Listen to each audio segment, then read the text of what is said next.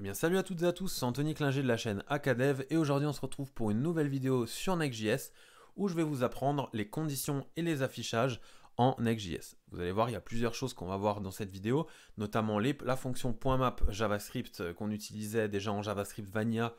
D'ailleurs, si vous n'avez pas vu la vidéo, n'hésitez pas à aller la voir, pardon. Et derrière, elle sera assez utile du coup pour ce type de vidéo là.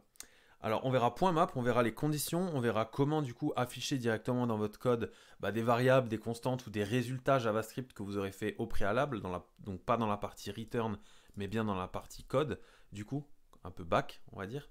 Et du coup dans le return on verra également comment faire des conditions pour afficher ou non suivant un résultat de ce qu'on aura au-dessus. Alors petit contexte, avant d'aller plus loin, on a donc une application web de base en Next.js qu'on avait déjà créée dans les premières vidéos de formation, dans laquelle on a importé useState et useEffect. Donc ça, j'ai fait une vidéo sur chacun de ces deux, donc sur ce hook-là et ce type de fonctionnalité de Next.js. Donc n'hésitez pas à aller les voir pour comprendre un peu ce qu'on a fait avec et ce qu'on va faire aujourd'hui également avec. Bon, on va pas faire grand-chose réellement avec useEffect, mais useState, c'est très important. On a donc notre application web avec plusieurs pages, à savoir accueil, about et blog. On a un composant header.js qui contient notre header, donc notre menu, dans lequel derrière, on va pouvoir naviguer. Voilà. On avait importé les Google Fonts, donc pour intégrer également les icônes, et on avait donc vu useState, useEffect. Aujourd'hui, on va voir les conditions et l'affichage parce que c'est bien, ça va bien à la suite de tout ce qu'on a vu jusqu'à présent. Donc première chose à faire et qu'on a déjà vu dans useState, ça va être par exemple de créer un état pour un prénom par exemple, avec sa fonction de référence. Là, je vais faire un petit rappel rapide. Alors, cette prénom, c'est juste la fonction de référence de prénom pour changer les valeurs de prénom. Parce qu'on n'utilise jamais, du coup, la variable de base pour modifier sa valeur. On utilise toujours sa fonction de référence, c'est une base en Next.js. On va utiliser la fonctionnalité useState de React, du coup, qu'on a importé juste au-dessus. Donc, si vous ne l'avez pas fait, faites-le, sinon ça ne va pas fonctionner. En tout cas, si vous suivez cette vidéo en direct avec moi. Et ici, on va par exemple mettre Anthony. Admettons qu'ici, je vais écrire accueil de Anthony. Et bien, comme on l'avait vu dans la vidéo sur useState, je fais accueil 2. Et là, pour écrire du JavaScript dans du HTML en Next.js et en React, on utilise les accolades directement et on va mettre notre variable. Et là, ça fonctionne bien. On a bien accueil de Anthony. Donc en fait, avec le même principe que PHP, par exemple, si vous avez déjà suivi la formation sur la chaîne, vous savez que du coup, dans de l'HTML, on peut afficher des variables PHP en ouvrant les balises PHP, en faisant un echo, par exemple, prénom. Et bien là, c'est un peu le même principe, il faut comprendre que c'est la même chose finalement, sauf que c'est en JavaScript. Donc tout ce qu'on va mettre entre accolades dans l'HTML, c'est du JavaScript. Par exemple, ici dans notre class name, on a ouvert du JavaScript, mais du coup, pour l'affichage, on a mis deux antiquotes pour appeler à la fois une constante qui contient du coup la classe icône pour cet élément-là et une classe matériel icône. Voilà, donc on a déjà fait un peu de JavaScript finalement là-dedans. Maintenant, ça c'est la partie assez simple, on va dire, de l'affichage standard en Next.js. Maintenant, admettons que vous ayez, par exemple, je ne sais pas moi, une const âge et set âge. Voilà. On va créer un state et on va l'initialiser à vide, donc à rien. Donc ça, que ce soit vide ou que ce soit false, c'est exactement pareil. Il faut savoir que ça marche comme JavaScript. Admettons qu'ici, on va rajouter un BR avec un bouton où on va marquer ajouter l'âge. Voilà. On va mettre en bas un paragraphe. On va marquer, par exemple, notre prénom. Voilà. Est âgé de. Et là, ici, on va mettre âge, comme on l'a ici, en. Par défaut, si j'enregistre, vous voyez que du coup, c'est un peu bête parce que Anthony est âgé de rien en. Parce qu'imaginons que maintenant, quand on clique sur le bouton, on veuille ajouter l'âge d'Anthony et du coup l'afficher juste en dessous dans le P. On va donc créer un onClick, comme on l'avait déjà vu, avec une fonction vide qui va appeler setAge, où on va lui donner par exemple 27 ans. Du coup, si je fais ça et je clique dessus, il m'ajoute bien 27 ans, ça se met bien un jour directement, Anthony âgé de 27 ans. Voilà. Sauf que vous êtes d'accord avec moi que à la base, si du coup cette variable elle vaut rien, soit il faudrait pas afficher tout ça, voilà, toute cette ligne, soit du coup mettre une valeur par défaut. Donc admettons qu'on veuille par exemple mettre une valeur par défaut pour commencer. Pour ça, on va donc vérifier si âge existe ou non. Donc là, vous avez deux possibilités. Soit vous faites âge égal à rien. C'est une première possibilité qui est assez compréhensible. Et la deuxième, c'est vous mettez un point d'exclamation devant âge qui permet de dire si âge est différent du coup de vide. Donc là, en gros, on lui dit que si âge n'est pas true, c'est ça en gros qu'on est en train de lui dire, on va mettre un point d'interrogation, et là c'est du coup des conditions ternaires, ça s'appelle comme ça. On va lui dire que tu affiches xxx, et sinon, 2 points, et là on lui met l'âge du coup. Et là, si j'enregistre ça, et ben du coup je rafraîchis ma page, et là vous voyez que par défaut j'ai bien xxx ans, et si je clique sur ajouter l'âge, j'ai bien 27 ans. Voilà, c'est donc ça la méthode. Le point d'interrogation, je répète, c'est si, et le 2 points, c'est sinon. Maintenant, admettons que vous voulez afficher âge uniquement s'il y a âge, et bien du coup, vous pouvez faire la même chose, sauf qu'au lieu de mettre un point d'interrogation et un sinon, vous pouvez mettre et du coup, ici, vous pouvez mettre 2 parenthèses, et là-dedans, âge. J'enregistre, et là, du coup, il m'affiche Anthony âgé de ans, donc il m'a rien mis, et quand je clique, il m'affiche... Alors, là, il faudrait que je fasse ça, voilà. Parce que là, du coup, j'arrêtais pas de dire que si c'était du coup vide, t'affiches si c'est vide. Donc là, on lui dit, si âge est true, alors tu me l'affiches. Donc là, âge est true, il me l'affiche. Ok. Maintenant, on est d'accord que ça, c'est pas très très utile. Donc, ce qu'on pourrait faire, et c'est ce qui est le mieux d'ailleurs, c'est du coup afficher la totalité. Sauf que si l'âge et le prénom ne sont pas remplis, alors on n'affiche pas ce paragraphe. Pour faire ça, c'est très simple. On ouvre une accolade ici et on la ferme. On va marquer une première condition, par exemple prénom et âge. Donc ça nous permet de dire que les deux doivent être true. Alors, on ouvre une première parenthèse, on va faire un premier return. Donc là, on dit qu'en gros, si les deux sont remplis, eh ben, tu vas pouvoir faire un return du coup de ça. On n'a pas besoin du return vu qu'on a ouvert une parenthèse, pardon. On va mettre 2 points après la parenthèse, réouvrir une parenthèse, et cette fois-ci, on va marquer par exemple pas de données spécifiques. Ok, j'enregistre. Quand j'ajoute l'âge, ça passe à true. J'ai bien, du coup, mes 2 trucs qui se mettent en même temps. Ok. Donc là, en fait, vous avez compris le principe d'affichage en Next.js. C'est assez complexe, on va dire, si vous connaissez rien au ternaire et rien au JavaScript à la base. Mais si vous avez déjà des notions, normalement, ça doit vous parler. C'est pas compliqué du tout. Ok, n'hésitez pas à mettre pause et pour mieux comprendre ou me poser des questions en commentaire. J'y réponds très souvent et très rapidement. On va enlever tout ça maintenant. Voilà, on va juste laisser notre BR et on va créer une liste. Vide pour le moment.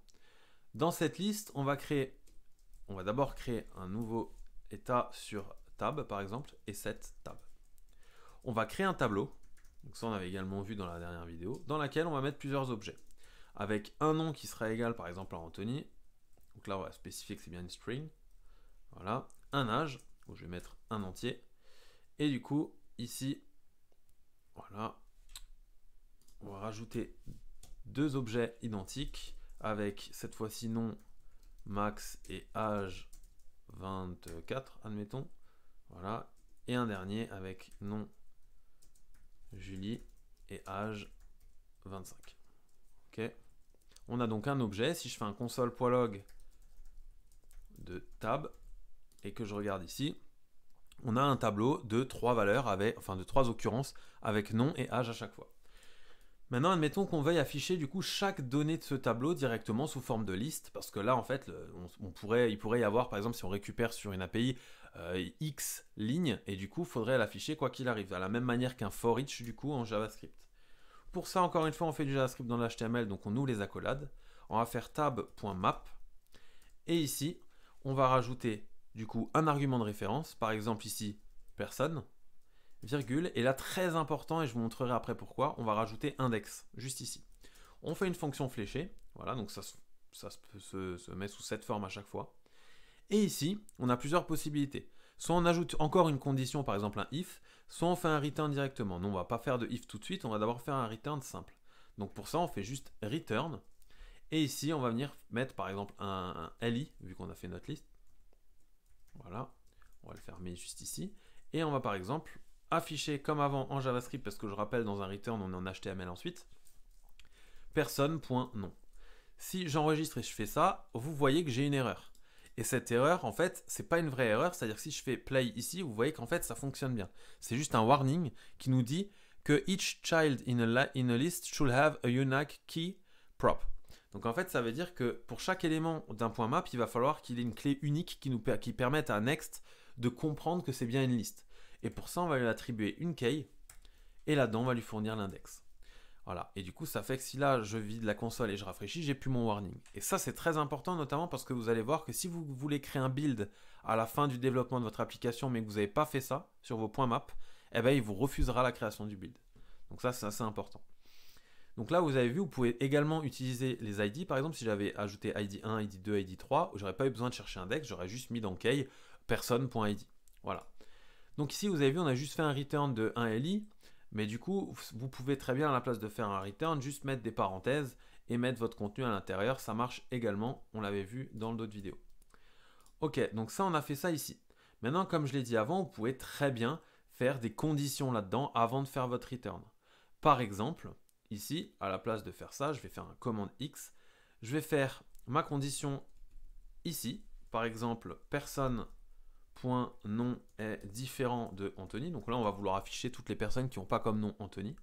Du coup, et commercial, comme on l'a vu juste avant. Et là, on va faire quoi? On va faire un return du coup de ça. Donc là, si je rafraîchis, il me suffit que je fasse un return juste ici. Alors, on va faire ça, pardon. Le return ne va pas ici, mais il va bien avant la condition. Voilà. J'enregistre et là, vous voyez que j'ai bien mes deux personnes sauf Anthony. Donc le return ici, vous avez vu, j'ai fait une erreur au début. C'est bien que je l'ai faite, comme ça on voit bien ce qui se passe. Le return, il se fait avant la condition. Sinon, ça va pas marcher. Donc voilà comment on fait une condition dans une boucle .map pour afficher des données. Et du coup, si ici je marquais du coup à x an, et ben du coup, je vais marquer personne.age an.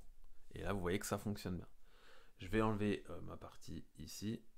Voilà, et on va juste laisser ça, vous voyez que ça fonctionne bien. Maintenant, ce que je disais avant, c'est qu'il y a plusieurs possibilités d'affichage quand on fait un point map. Ça, vous faites votre point map directement dans l'HTML parce que vous faites un affichage, on va dire, assez simple avec peut-être une ou deux conditions et du coup, ça pose pas de problème dans l'affichage. Soit vous allez faire pas mal de choses juste avant, ça va interagir avec d'autres conditions, avec d'autres données et du coup, il est peut-être plus judicieux de le faire directement dans la partie JavaScript. Alors, comment on fait ça? C'est assez simple. On va créer une nouvelle const qu'on va appeler par exemple, je sais pas moi, val et set val. On va mettre un useState à la base qui est nul. Voilà. Et du coup, ici, on va utiliser useEffect pour dire qu'une fois que tous nos composants sont chargés, en gros, au chargement de page, on va lui dire de créer une constante qu'on va appeler par exemple valeur. Et là, on va venir poser ce qu'on a mis ici, c'est-à-dire tout notre point map. Évidemment, sans les accolades, comme ceci, parce que ça, c'est juste le JavaScript. Voilà, je le colle là. Et en fait, maintenant, je vais faire un set val, du coup, et je vais lui fournir valeur. C'est ça le gros avantage de Next, comme les composants par exemple en JavaScript, eh ben, vous allez pouvoir assigner à une constante, du coup, un retour d'un point map. Et du coup, en faisant ça, set val, si ici je mets val, eh ben, vous voyez que ça fonctionne de la même manière. Et là, on a affiché un point map qu'on a créé au préalable dans notre JavaScript. Donc voilà. On a vu aujourd'hui du coup comment afficher simplement des variables, comment faire des conditions, comment les afficher avec du ternaire et surtout le point map pour voir comment parcourir un tableau, afficher, mettre des conditions, que ce soit dans l'HTML ou dans le JavaScript. Si vous avez des questions encore une fois, n'hésitez pas en commentaire, j'y réponds très rapidement. On se retrouve dans une prochaine vidéo. Salut tout le monde!